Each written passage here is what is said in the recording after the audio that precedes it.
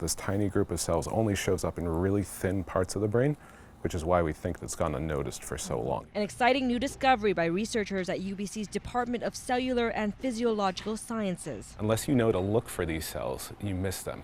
But we were to come up with new neuroscience technologies with which we could, for the first time, see these cells in the brain. What we've been able to do using our experiments is actually color these cells with what's called a fluorescent protein. Ovoid cells, named for their shape, play a critical role in memory and recognition.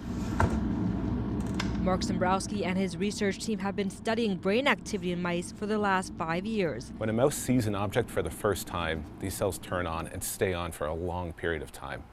However, if we wait a day and re-show the animal that same object, these cells no longer respond, which is really wild. The researchers believe these neurons have their own kind of cellular memory, recognizing whether or not they've encountered the objects before. What we think this is a critical component of what we call recognition memory.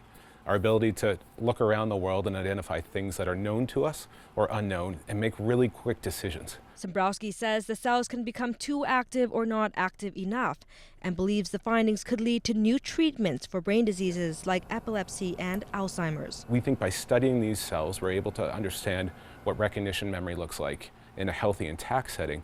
And now this is a really critical framework with which we can begin to understand how it changes in memory-related disorders like Alzheimer's disease.